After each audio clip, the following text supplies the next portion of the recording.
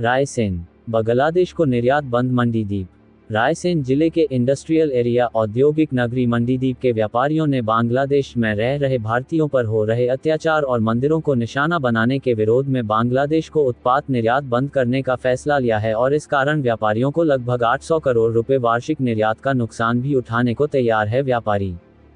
रायसेन जिले की औद्योगिक नगरी मंडीदीप में व्यापारियों उद्यमियों ने देशभक्ति की भावना से प्रेरित होकर अलग मुहिम चलाकर बांग्लादेश को उत्पाद निर्यात करने से मना कर दिया है। व्यापारियों का कहना है कि जब तक बांग्लादेश में रह रहे भारतीयों पर अत्याचार और मंदिरों को निशाना बनाना बंद नहीं होता तब तक मंडीदीप के फैक्ट्री मालिक बांग्लादेश को किसी प्रकार से कोई सामान निर्यात नहीं करेंगे। व्यापारी एसोसिएशन के अध्यक्ष राजीव अग्रवाल का कहना है कि सीमा पर बंदूक लेकर दुश्मन से लड़ना ही देशभक्त नहीं है, बल्कि बांग्लादेश की आर्थिक कमर तोड़ना भी देशभक्ति कहलाएगी।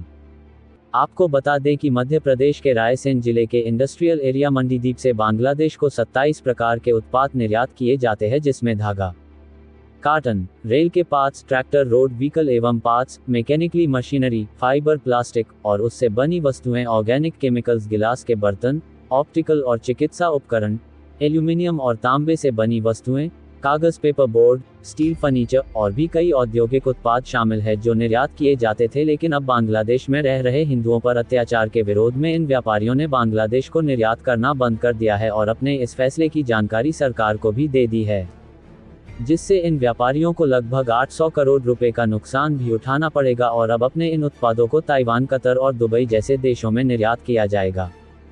वहीं इंडस्ट्रियल एसोसिएशन के अध्यक्ष राजीव अग्रवाल का कहना है कि सभी व्यापारियों ने एकजुट होकर बांग्लादेश को उत्पाद निर्यात नहीं करने का फैसला लिया है। राजीव अग्रवाल ने पूरे प्रदेश के इंडस्ट्रियल एरिया वालों से बांग्लादेश को उत्पाद निर्यात नहीं करने की अपील की है। राजीव अग्रवाल का कहना है कि जब बांग्लादेश को उत्पाद निर्यात नहीं होगा तभी उनकी कमर टूटेगी और बांग्लादेश में रह रहे भारतीयों पर अत्याचार बंद होंगे, उसके बाद ही बांग्लादेश को सामान निर्यात किया जाएगा।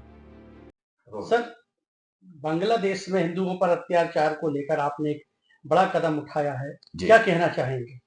मैं ये कहना चाहूंगा कि मैं सबसे पहले तो अपने उन मेंबर्स का शुक्रगुजार हूं जिन्होंने इस मुहिम में मेरा साथ दिया। मेरा ये कहना, देशभक्ति सिर्फ ऐसा नहीं है कि बॉर्डर पर बंदूक लेकर लड़ने से ही हो सकती है। हम देश के लिए इस तरह से भी कुछ कर सकते हैं कि जो देश के विपरीत हो या देश के अगेंस्ट कुछ कर रहे हो उनके साथ हम व्यापार ना करें, उनसे रिश्ते ना रखें, उनको अपने कामों से फायदा ना होने दें। तो हमने इस मुहिम में ये प्रयास किया कि वहां पर भारतवंशियों पर अत्याचार हो रहे हैं, सैकड़ों लोग मर गए हैं, मंदिरों पर आक्रमण हो रहे हैं, तो हम क्या कर सकते हैं। तो ये तय हुआ कि बांग्लादेश की इकोनॉमी बहुत ज्यादा भारत से किए गए निर्यातों पर डिपेंड है, तो हम अगर आज निर्यात बंद कर दे तो 15 दिन के अंदर बांग्लादेश की इकोनॉमी ध्वस्त होने के कगार पर आ जाएगी। इसी सोच के साथ ये कदम उठाया है। सर, कौन कौन सी चीजों पर आप लोगों ने बांग्लादेश को देने पर प्रतिबंध लगाया है और लगभग कितने करोड़ की राशि है ये?